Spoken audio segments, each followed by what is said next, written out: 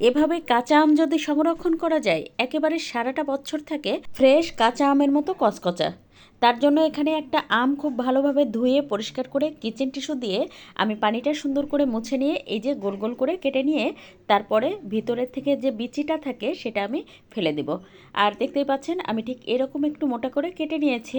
এখন এখানে একটা পরিষ্কার কাচের জার নিয়েছি, এবার এর মধ্যে এই কেটে রাখা আমগুলো দিয়ে দেব। তো বেশ ভালোভাবে আমটা দেওয়ার পরে এখানে আমি কতগুলো শুকনো মরিচ গোল গোল করে কেটে নিয়েছি সেটাও দিয়ে দেব। তার সাথে দিয়ে দেব আধা চা চামচ পরিমাণ কালো জিরা, সেই সাথে দিয়ে দেব আগে থেকে খুব ভালোভাবে খাওয়ার পানি ফুটিয়ে নিয়ে ঠান্ডা করে তারপর এই জারের মধ্যে দিয়ে দেব। জারের 1/3 পর্যন্ত পানি দিয়ে ভরে নেব আর দিয়ে দেব আধা কাপ পরিমাণ সিরকা, সেই সাথে দিয়ে দেব 1 চা চামচ পরিমাণ লবণ। তারপর সব কিছু খুব ভালোভাবে নেড়ে মিশিয়ে নেব। আর ব্যাস, এভাবেই রেখে দিলে সারা বছরই আপনি কাঁচা কচকচা আম খেতে পারবেন।